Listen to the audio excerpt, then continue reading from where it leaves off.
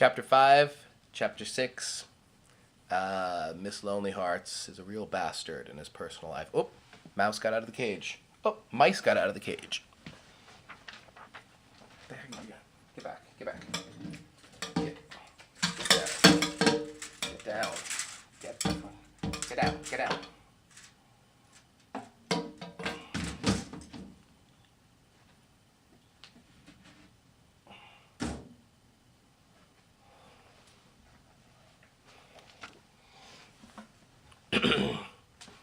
Okay. You should have told me about the prison break behind me. In chapters 5 and 6, we see what a terrible effect being an advice columnist has had on him. He's become a violent man to both the woman in his life and to even arbitrary strangers on the street. Here's chapter 7. Miss Lonely Hearts and Mrs. Shrike. That would be the wife of his editor.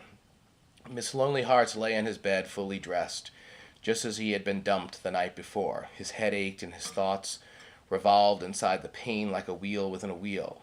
When he opened his eyes, the room, like a third wheel, revolved around the pain in his head. From where he lay, he could see the alarm clock. It was 3:30. When the telephone rang, he crawled out of the sour pile of bedclothes. Shrike wanted to know if he intended to show up at the office. He answered that he was drunk, but would try to get there. He understood slowly and took a bath. The hot water made his body feel good, but his heart remained a congealed lump of icy fat. After drying himself, he found a little whiskey in the medicine chest and drank it. The alcohol warmed only the lining of his stomach. I have to go get something to put on the cage because I'm afraid they're going to break out again. Just hold on.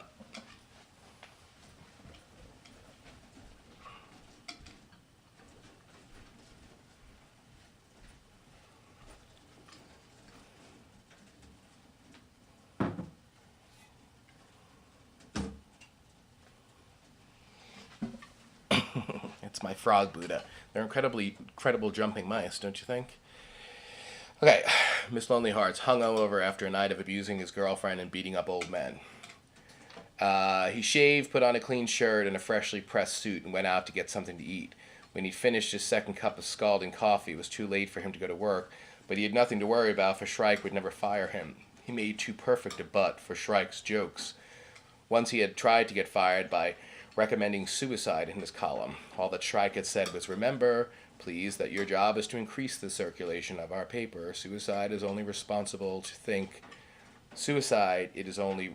to think, must defeat this purpose." He paid for his breakfast and left the cafeteria. Some exercise might warm him.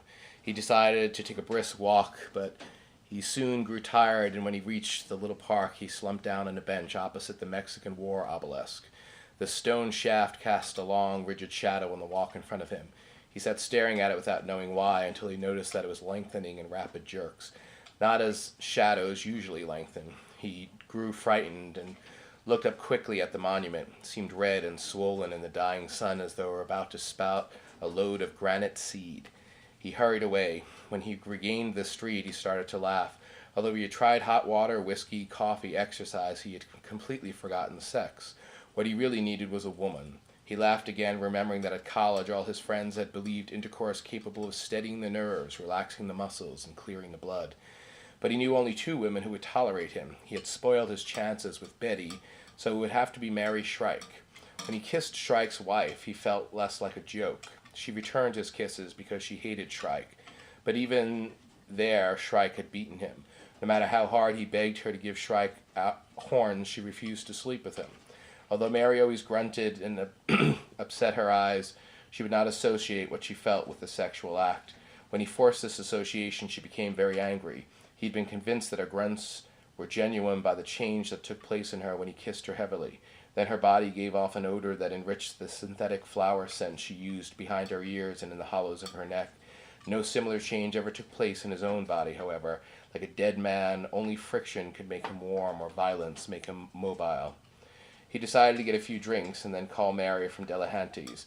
It was quite early and the speakeasy was empty. The bartender served him and went back to his newspaper. On the mirror behind the bar hung a poster advertising a mineral water. It showed a naked girl made modest by the mist that rose from the spring at her feet. The artist had taken a great deal of care in drawing her breast, and their chest crowns stuck out like tiny red hats. He tried to excite himself into eagerness by thinking of the play Mary made with her breast. She used them as the coquettes of long ago had used their fans. One of her tricks was to wear a medal low down on her chest. Whenever he asked to see it, instead of drawing it out, she leaned over for him to look. Although he had often asked to see the medal, he had not found out what it represented. But the excitement refused to come. If anything, he felt colder than before he had started to think of women. It was not his line. Nevertheless, he persisted in it out of desperation and went to the telephone to call Mary. "Is that you?" she asked, and then added before he could reply, "I must see you at once. I've quarreled with him. This time I'm through." She always talked in headlines, and her excitement forced him to be casual. "Okay," he said. "When? Where?" "Anywhere. I'm through with that skunk, I tell you. I'm through." She had quarreled with Shrike before, and he knew that in return for an ordinary number of kisses, he would have to listen to an extraordinary amount of complaining. "Do you want to meet me here at Delahanty's?" he asked. "No, you come here. We'll be alone, and anyway, I have to bathe and get dressed." When he arrived at her place, he would probably find Shrike there with her on his lap. They would both be glad to see him, and all three of them would go to the movies, where Mary would hold his hand under the seat. He went back to the bar for another drink, then bought a quart of scotch and took a cab. Shrike opened the door. Although he had expected to see him, he was embarrassed and tried to cover his confusion by making believe that he was extremely drunk. Come in, homebreaker," Shrike said with a laugh. "The missus will be out in a few minutes. She's in the tub." Shrike took the bottle he was carrying and pulled its cork, and then he got some charged water and made 2 highballs. "Well," Shrike said, lifting a string, "so you're going in for this kind of stuff, eh? Whiskey and the boss's wife?" Miss Lonelyhearts always found it impossible to reply to him. The answers he wanted to make were too general and began too far back in the history of their relationship. "You're doing field work, I take it," Shrike said. "Well, don't put this whiskey on your expense account. However, we like to see a young man with his heart in his work. You've been going around with yours in your mouth."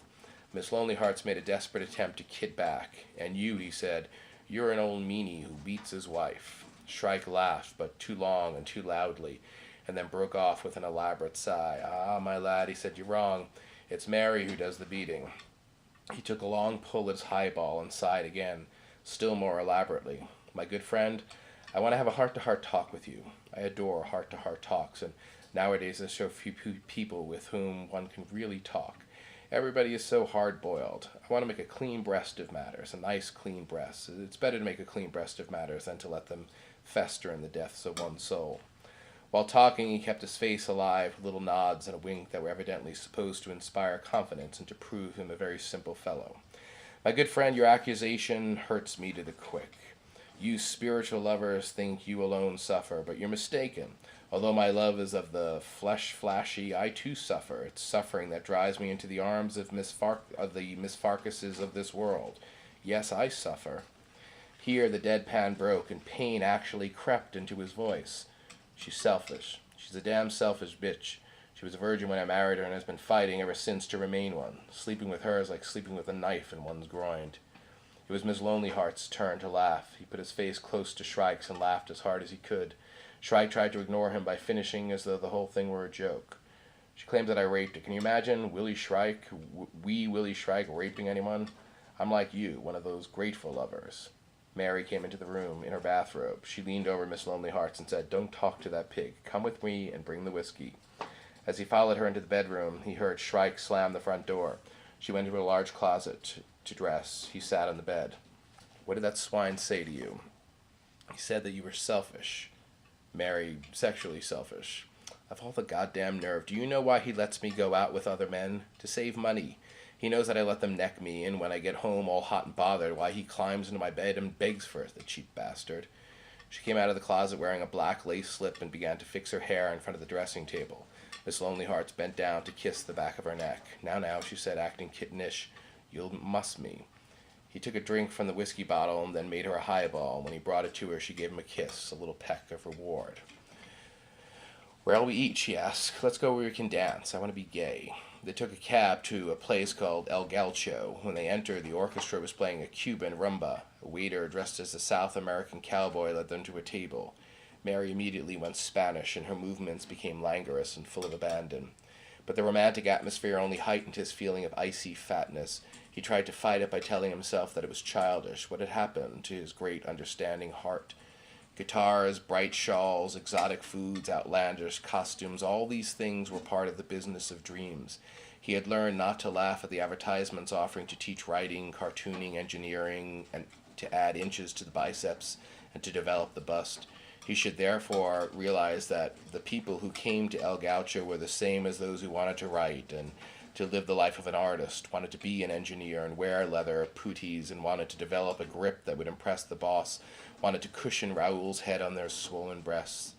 They were the same people as those who wrote to Miss Lonely Hearts for help. But his irritation was too profound for him to soothe it in this way. For the time being, dreams left him cold, no matter how humble they were. I like this place, Mary said. It's a little fakey, I know, but it's gay, and so I want to be gay.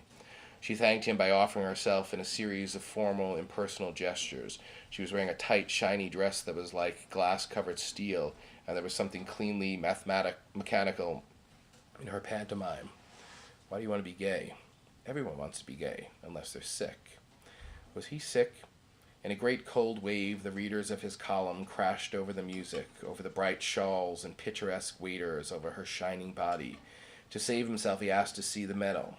Like a little girl helping an old man to cross the street, she leaned over for him to look into the neck of her dress. But before he had a chance to see anything, a waiter came up to the table. The way to be gay is to make other people gay, Miss Lonely Heart said. Sleep with me, and I'll be one gay dog. The defeat in his voice made it easy for her to ignore his request, and her mind sagged with his. I've had a rough time, she said. From the beginning, I've had a tough time. When I was a child, I saw my mother die. She had cancer of the breast, and the pain was terrible. She died leaning over a table. Sleep with me, he said. No, let's dance. I don't want it. Tell me about your mother. She died leaning over a table. The pain was so terrible that she climbed out of bed to die. Mary leaned over to show how her mother had died, and he made another attempt to see the medal. He saw that there was a runner on it, and was unable to read the inscription. My father was very cruel to her, she continued. He was a portrait painter, a man of genius, but he stopped listening and tried to bring his great understanding heart into action again. Parents are also part of the business of dreams.